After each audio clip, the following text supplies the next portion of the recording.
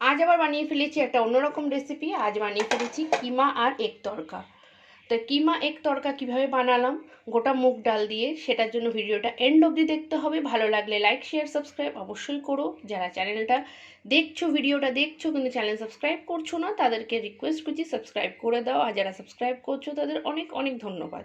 চলো তোমাদের দেখিয়ে দিই গোটা মুগ ডাল রান্না egg tadka, keema tadka. Friends, welcome to my channel. আজ চলে এসেছি আবার একটা নতুন ভিডিও নিয়ে। আজ দেখাবো গোটা মুগ ডাল।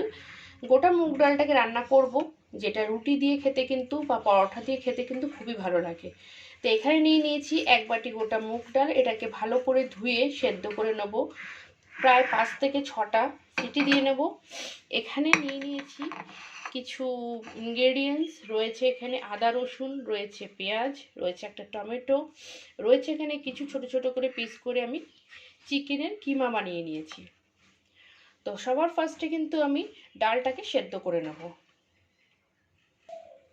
এখানে একটা বোলে কিন্তু ডিম নিয়ে নিয়েছি, ডিমটাকে ভালো করে ফাটিয়ে নিয়েছি। একটা কড়াই বসিয়ে দিয়েছি, কড়াইতে কিন্তু সর্ষের তেল দিয়ে দিচ্ছি সামান্য। এবার ডিমটাকে সবার আগে কিন্তু আমি একটু ডিমটাকে ভুর্জি মতন করে নেব। তো দিয়ে দিলাম ডিমটা।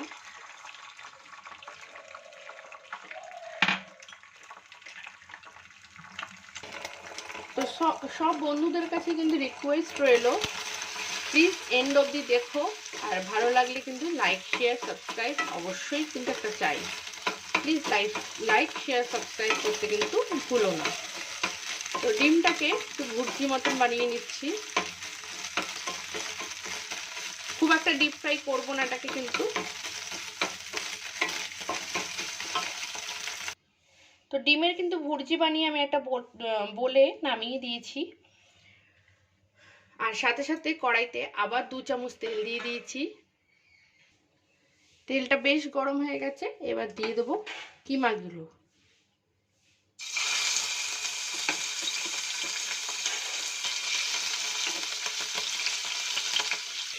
তো কিমাটা দিয়ে কিন্তু আমি একটু ঢেকে দিয়েছি, খুব ছিট ছিল, এটাকে একটু হালকা ফ্রাই করে নেব। তো কিমাটার মধ্যে আমি একটু সামান্য ছোট চামচে করে একটু আদা আর রসুনের পেস্ট নিয়ে নিয়েছি। একদম ছোট চামচের আদা আর রসুন পেস্ট নিয়ে নিয়েছি 1 চামচ, সেটা দেব।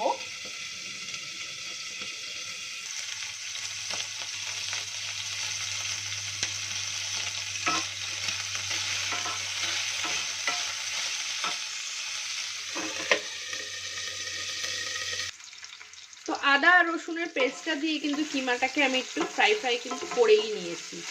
তো কিমাটা বেশ ফ্রাই হয়ে গেছে। এবার এর মধ্যে দিয়ে দেবো কুচনো আদা আর রসুন, যেটা আমি কুচিয়ে রেখেছিলাম, চপ করে রেখেছিলাম, সেটা দিয়ে দিলাম।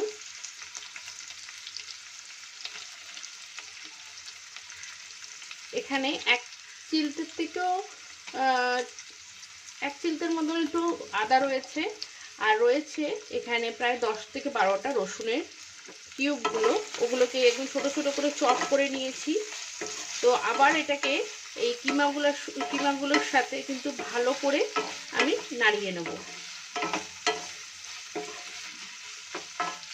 তো ফ্লেমটা কিন্তু মিডিয়াম টু হাইতে রয়েছে, এবার ঢেকে দেবো। এদিকে কিন্তু ডালটা সেদ্ধ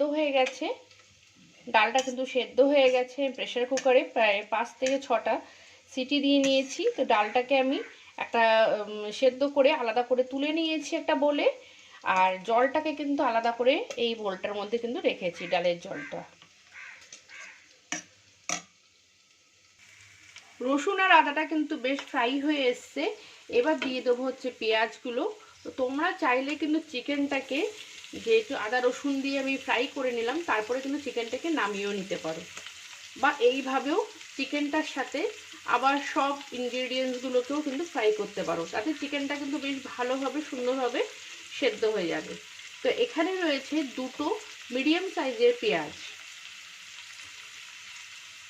তো পেঁয়াজটা দিয়েও আমি ভালো করে নাড়িয়ে নেব। পেঁয়াজটাকে ভালো করে ফ্রাই করে নেব আদা রসুনের মতন।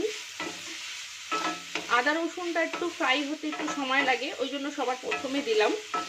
তো পেঁয়াজটাকেও ভালো করে ফ্রাই করে নেব।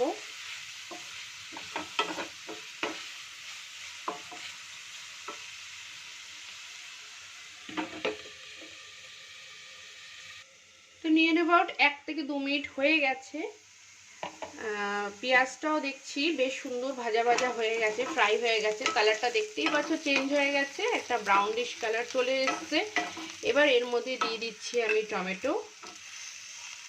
আমি এটা একটা মিডিয়াম সাইজের টমেটো, মিডিয়াম থেকে একটু ছোট টমেটো কুচিয়ে রেখেছিলাম, ওটাও দিয়ে দিলাম। তো বন্ধুদের রিকোয়েস্ট রইলো এন্ড অবধি কিন্তু প্লিজ দেখো, আর ভালো লাগলে লাইক শেয়ার সাবস্ক্রাইব কিন্তু অবশ্যই করো, বা কমেন্ট করে বলো তোমরা কিরকমভাবে বানাও। তো টমেটোটা দিয়েও কিন্তু মিনিটের মতন হয়ে গেল। এবার ঢাকাটা সরিয়ে দিচ্ছি, একটু হালকা হালকা করে কিন্তু এবার লেগে লেগেও যাচ্ছে। তো এবার এর মধ্যে আমি দিয়ে দিচ্ছি ডালটা।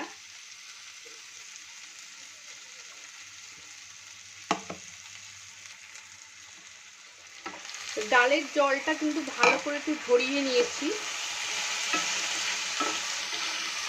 এবার দিয়ে দিলাম ডালটা।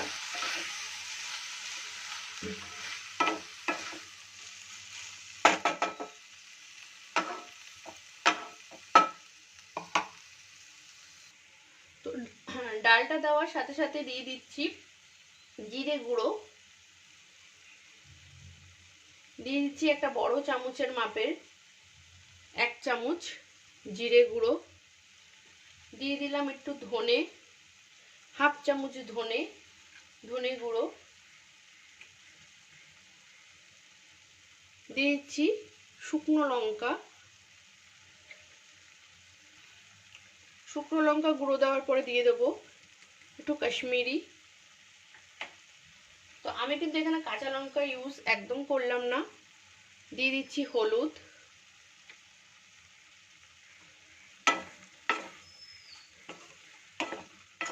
এবার ভালো করে সব মশলাগুলোর সাথে ডালটাকে কিন্তু কষিয়ে নেব।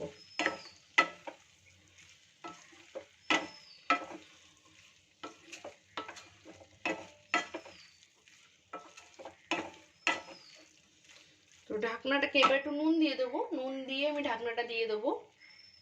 নুনটা আমি এখন অবধি কিন্তু ইউজ করিনি, এই দিচ্ছি। নুন আর ঝালটা অবশ্যই নিজেদের টেস্টে দেবে। আমি কিন্তু কাঁচা লঙ্কা ইউজ করিনি, ওই জন্য কিন্তু আমি প্রায় 1 চামচের মতন শুকনো লঙ্কার গুঁড়ো ইউজ করলাম।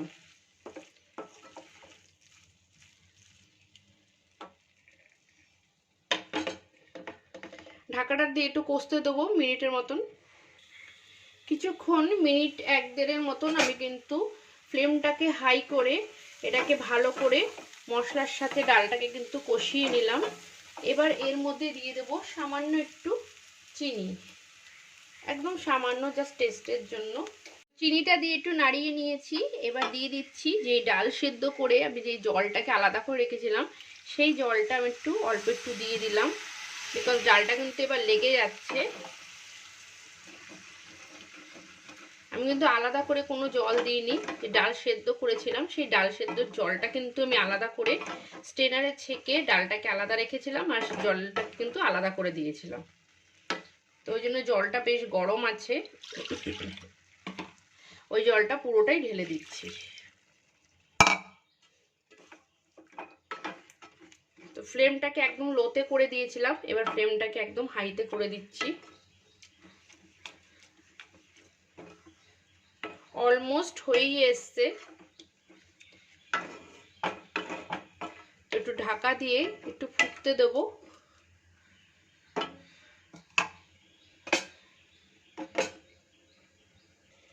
মিনিট 2-এর মতন কাছাকাছি হয়ে গেছে। আমি ফ্লেমটাকে বাড়িয়ে দিয়েছিলাম, এবার ফ্লেমটাকে একটু কমিয়ে দিলাম। এবার বেশ যেটুক জল দিয়েছিলাম জলটা কিন্তু ড্রাই হয়ে এসছে। এবার দিয়ে দিলাম ডিমগুলো, যে ডিমটা ভুর্জি করে রেখেছিলাম সেই ডিমটা দিয়ে দিলাম। ডিমটা দিয়েও নাড়িয়ে নিচ্ছি।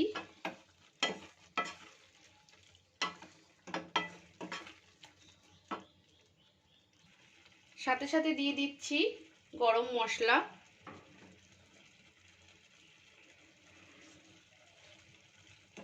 তো এটা কিন্তু কমপ্লিট হয়ে গেছে। এবার এটাকে একটু নামিয়ে নিচ্ছি, এর পরের প্রসেসগুলো দেখাচ্ছি।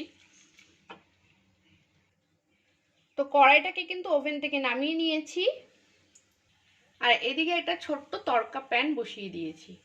এতে দিয়ে দিয়েছি আমি 2 চামচ সর্ষের তেল আর দুটো শুকনো লঙ্কাকে আমি ফাটিয়ে দিয়ে দিয়েছি।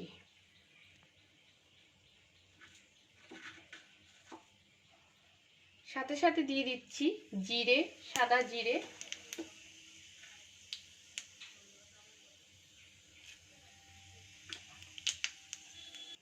তো শুকনো লঙ্কাটা জিরেটা কিন্তু ফ্রাই হয়ে গেছে। এবার ফ্লেমটা আমি অফ করে দিলাম। অফ করে দিয়ে যেটা বানিয়েছি সেটা আমি তড়কার উপরে ঠিক এইভাবে দিয়ে দেব।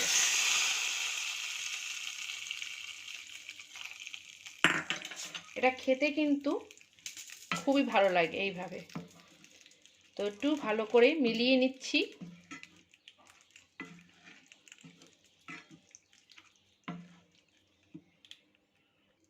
তো ভালো করে মিলিয়ে নেওয়ার পরে উপর দিয়ে দিয়ে দিচ্ছি একটু কাসুরি মেথি। এটা অপশনাল, যদি ঘরে থাকে তাহলেই দিও। তো কিমা তড়কা আর ডিম তড়কা কিন্তু আমার কমপ্লিট হয়ে গেছে। তো আমি এটা বলে নামিয়ে দেখাচ্ছি। সো আমি কিন্তু একটা বলে সার্ভ করে নিয়েছি।